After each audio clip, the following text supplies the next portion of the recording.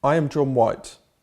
On the 16th of June 2010, while serving with the Royal Marines in Afghanistan, I stood on an improvised explosive device.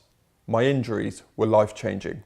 The day that sort of changed my life forever was just a normal day out in Iraq, if you can say that you have any normal days out there. My 2IC, Carl Croft, and I handed out all the weapons. We allocated everybody their guard shifts. And as he walked out of the guard room, he turned around, and in the doorway, the last thing that I firmly remember seeing is him lighting a cigarette. And then overwhelming heat, and the sound was so loud that it almost was like there wasn't any sound. We set off in darkness. We were heading out to see a local farmer who was being harassed by the Taliban. Around 5 o'clock in the morning, the light was coming up, so we stopped to take off our night vision goggles. We set off again. There were 11 of us in the patrol, and I was the commander. We were patrolling in single file, and I was the 7th man in the patrol. Just a minute or so after we'd stepped off, the next thing I knew, I was looking up at a grey dawn sky. My world had gone into slow motion, and I was thinking, oh God, it's me.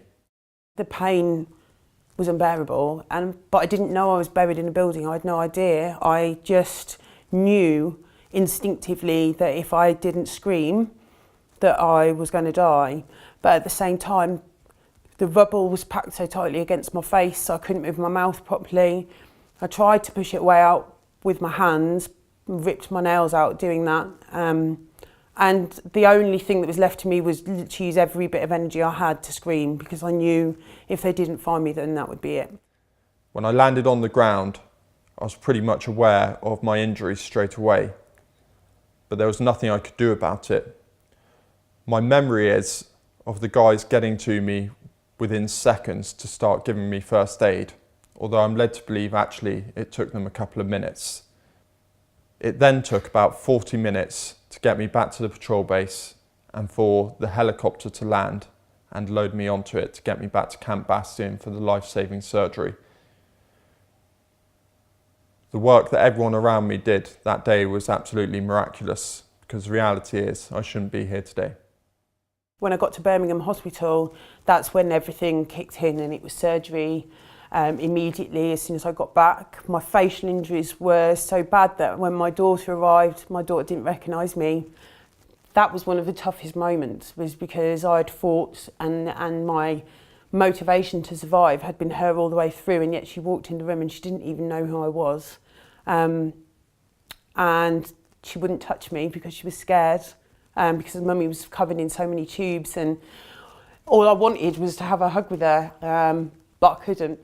If you would like to support British veterans, you can do so by playing the Veterans Lottery. The lottery provides a long-term sustainable source of funding for ex-service men and women living with physical and mental issues.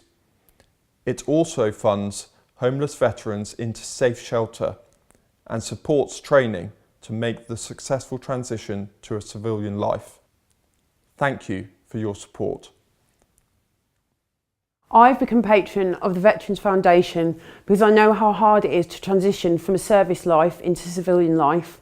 The Veterans Foundation is going to help support all the smaller charities that play a vital role in helping soldiers readjust.